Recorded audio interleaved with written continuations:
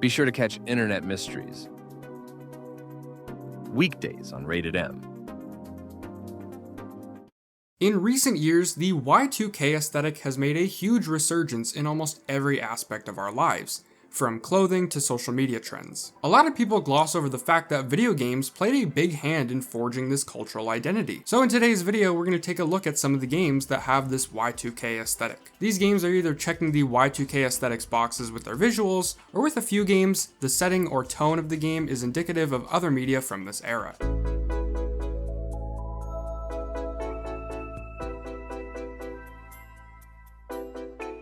So before we jump into anything, I want to make something clear first. I don't want to sound pretentious, but I've been into this whole classifying and determining and examining consumer aesthetics thing before it got popular.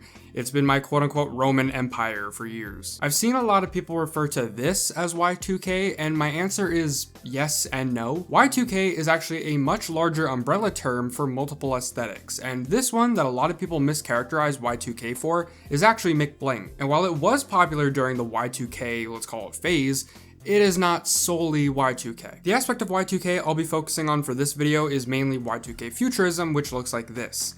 Lots of either sharp straight lines or bubbly visuals, all with a cyber coat of paint. However, we will explore different sub-aesthetics such as Vectorheart or Urbancore in this video. We'll kind of jump around the Y2K sphere. With that being said, I don't consider myself an expert on any of this. It's just a really big interest of mine. I just want to mention to people who are like me, who really do care about stuff like this, that this is not the TikTokified Y2K that we're talking about. I'm not an expert, this is just a video for fun. If you hear me give an example and you're like, oh, well, I actually consider this to fall under the Dingelhosen Flubnarb aesthetic, let me know in the comments. I'd love to see how other people perceive these aesthetics in their own eyes. With all of that out of the way, let's discuss Y2K in consoles. The two most notable to me are the original Xbox and the PlayStation 2. The original Xbox really sticks out to me the most, as its home menu had a very digital look. Technology and quote-unquote the future are big characteristics of the aesthetic, and the Xbox menu hits these boxes perfectly. It utilizes these hologram-like visual elements for its menu options and panels,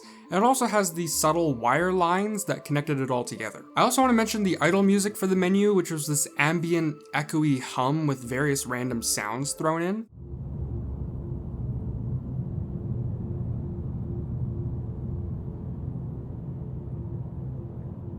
All of this cemented an iconic aesthetic for the original Xbox that in my opinion is a pillar of Y2K Futurism. I also want to make light that the marketing and just overall tone of the original Xbox fit the bill. The original Xbox was marketed as sort of like a piece of alien technology that we as humans had never seen the likes of prior.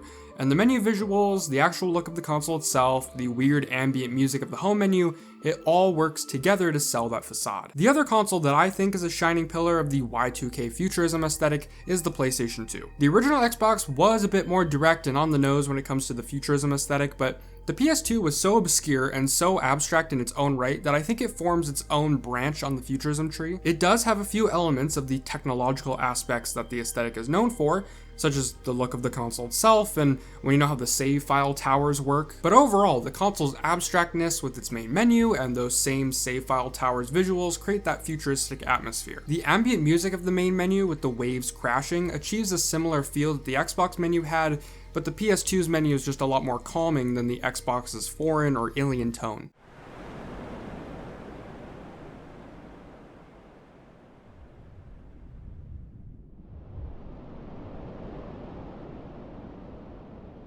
The marketing for the PS2 also had a huge part in making it a pillar of Y2K Futurism, and if you want to know more, check out my full video on PS2 and PS3 marketing after this video. It goes into detail about it, and it's honestly one of my favorite videos that I've made. Those are the two big examples when it comes to consoles, and some people might also suggest the GameCube, which is completely valid. I just personally find the GameCube's menu to be a little too bland when it's compared to something like the Xbox's menu. Have you ever thought to yourself, why did this game I love shut down? So Epic Games acquired Mediatonic. Various balancing issues were still present, and this is going to be a recurring theme with XDefiant's history: timing. Luckily, there's a show that's just as curious as you are.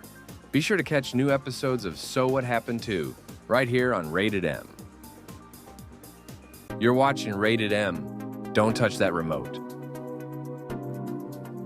Now let's jump into the games that fit into the niche of Y2K. The first example I'll give is Sonic Riders. Its environments, character designs, gameplay, and HUD visuals all scream futurism to me. The menus and art are all vector-based, which is a recurring element of many Y2K aesthetics. The bright colors and futuristic areas aid in this too. Sonic Riders is one of the first games that comes to my mind when I think of Y2K in gaming. I think also just the Sonic franchise in general during this time leaned very hard into this visual language with games like Sonic Rush. Space Channel 5 is another great example of futurism, incorporating a lot of the fashion that people think of when Y2K comes to mind. It also utilizes a lot of vector-based designs for its 2D visuals. It also had a little bit of a retro-future influence akin to something like the Jetsons. I've also heard a lot of people say that Smash Melee's menus remind them a lot of Y2K futurism, and I'll agree a little bit. The digital tone I absolutely agree with, but the colors just don't entirely sell me on it. I'm also going to bring up F-Zero, but to be honest, I think F-Zero kind of just has its own aesthetic, and I feel bad for pointing at it and being like, oh, this is so Y2K, bro. Ratchet & Clank also have some futurism influence, but I'm a little nervous to talk about this one because I honestly have not sunk a lot of time into Ratchet & Clank, so I feel like I just don't have the right to talk about it. But that second area, this city that you're seeing on screen,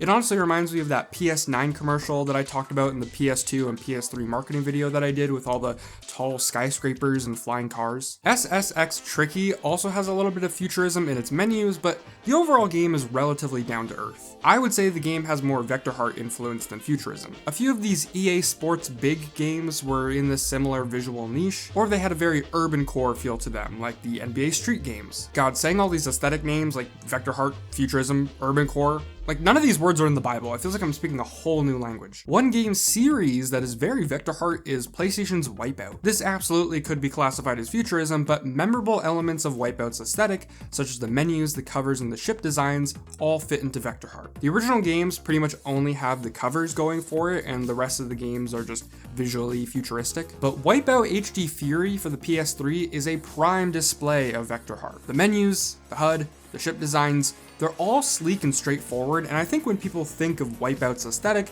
this is the game for it. I think that this game is as close to the original vision for the series' visuals as it gets. I want to bring up the Jet Set Radio games because some might consider this in the vein of Vectorheart, and that's fine, but these games are more in line with Animemo. Animemo, also called grind fiction, is an aesthetic that I can only really describe with its examples. Games like Jet Set Radio and The World Ends With You are prime examples, with other media such as Scott Pilgrim and early Gorillaz artwork being in the same household. So yeah, Jet Set Radio is Y2K and it could be Vectorheart, but it's also kind of just its own aesthetic. I want to shift over to the more realistic and grittier side of Y2K themed games, focusing on aesthetics like Gen X Soft Club and Urbancore. In terms of visuals, Tekken 4, Tekken 5, and Third Strike hit these niches perfectly. Tekken 4 has a bit of urban influence with its stages, and its enhanced graphics compared to the previous Tekken games really radiate Gen X Soft Club energy for me. Tekken 5 pretty much hits all the boxes that Tekken 4 does that I mentioned earlier. I just think Tekken 4 does a little bit better. There's a few games I want to mention that are more Y2K in their tone than visuals. Halo 2 absolutely has some grungy, gritty, urban visuals, but also the tone of the game was way more serious than the first Halo. I'm not saying the first Halo was immature, but in the sequel, it feels like Bungie had recognized the potential they had with the story. Instead of following the foreign, quite literally alien space adventure themes that the first game had, they focused heavier on the war and conflict parts of the game, especially in urban areas. Going back to the visuals, the cover art is somewhat Gen X Soft Club, and that same cover art alongside the new Mombasa levels and the level The Heretic all remind me of the In the End music video. Also, Blow Me Away by Breaking Benjamin being the song that accompanied the marketing solidified this shift in tone. You can't lie, it fits the game perfectly. Metal Gear Solid 2 is a quintessential Y2K game, and while the visuals do check the boxes, I like to think that the tone and themes of the game regarding the merging of our real world and the digital world and the dangers of advancing technology are all really in line with the cyber parts of Y2K. I'll also mention, very weakly, Jak 2, because yes, it did a Halo 2 thing where it got a lot more gritty and grungy compared to the first game, but at the same time, Jak 2, or just Jak and Daxter in general, has its own visual aesthetic that I don't want to attach to any pre-existing aesthetics that we've mentioned. Finally, honorable mention to like any WWE game of this time, but I say honorable mention because this is when WWE was just in its Attitude Era, so the visuals weren't directly a choice made by the games. They were just following suit with the overall aesthetic of WWE during these years. So that was just a handful of examples of the Y2K aesthetic in video games. I've actually got a video on the way about Frutiger Arrow in video games as a follow-up to this one, so if you want to see that, subscribe to catch it when it goes live. I'll close out the video by saying that the point of this video is mainly just for fun.